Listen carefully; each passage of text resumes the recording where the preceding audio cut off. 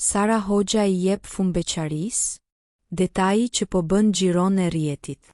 Sara Hoxha, ish partnerja e reperit Ledri Vula, ka ndezur spekulimet në rrjet pas një dalje të fundit, ku u pa me një unaz në gishtin e fejesës.